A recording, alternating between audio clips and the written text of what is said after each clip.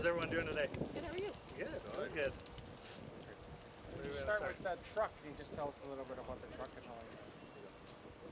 and So mobile refrigeration unit, 53-foot long trailer, about 300 tons capacity there. We have two 75 variable speed motors in the back.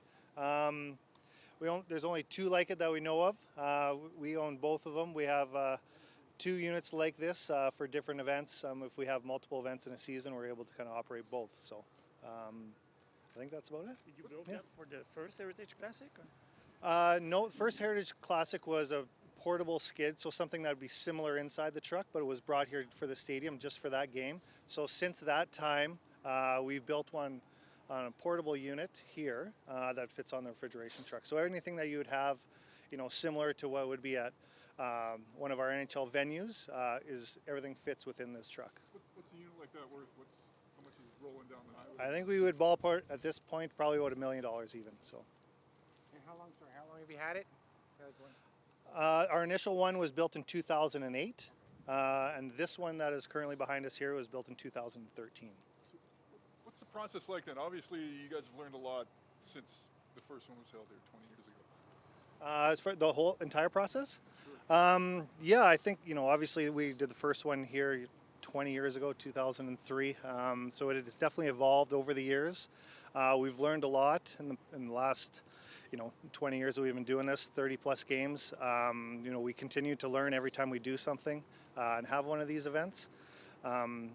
This one, for example, the initial time that we were here, everything ran as if it was almost going to be a permanent rink.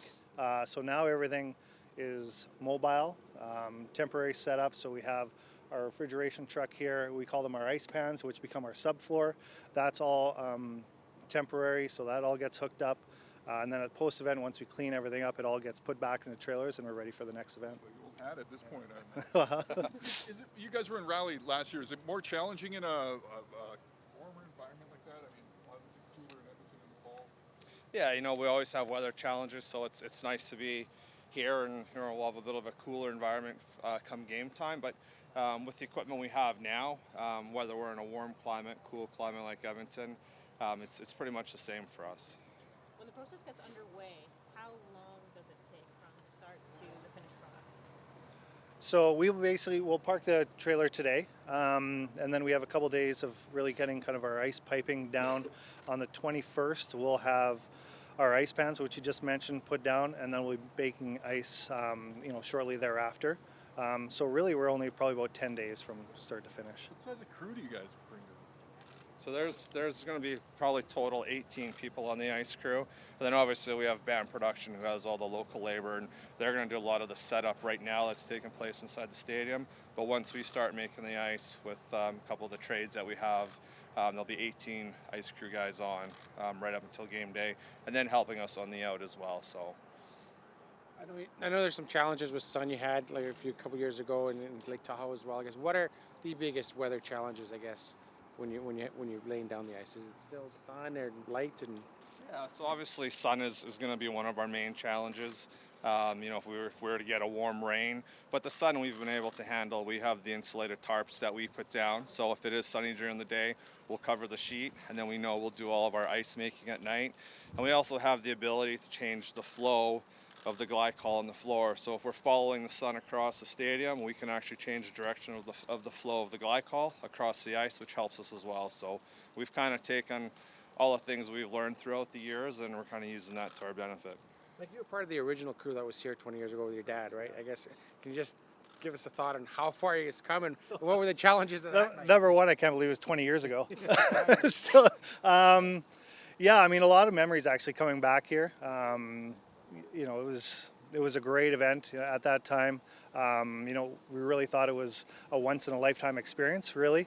Obviously, we've kind of continued from there, and it's been special all the way along. So to be involved in the first one, do a number of events all the way through, and then to come back is very special. Well, you don't have as many butterflies as you used in the first time.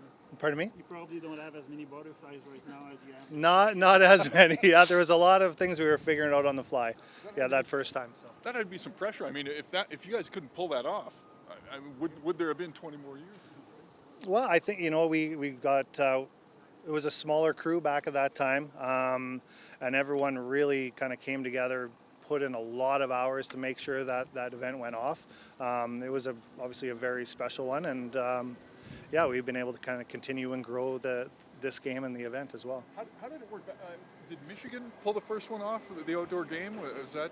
I believe so. Yeah, it was right around that same time period. Did you guys were you able to pull anything from what they did? Well, I know that it was a different company that did it. My Dan Craig, who was there as well, and then with the NHL at the first Heritage Classic, so he was at both. So he's was at both of those, and obviously he's retired now, but we've learned a ton from him, and We still have him on speed dial. yeah, absolutely, absolutely. So.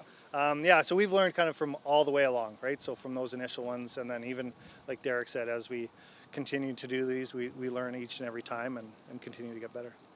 I guess it was like minus 30 here, the first one. I guess was that the coldest one, or have you guys dealt with colder weather? It was pretty close. We've had a number of cold ones over the years. So there was that one. We had the Heritage Classic in Calgary as well. We just had the Winter Classic in Minneapolis.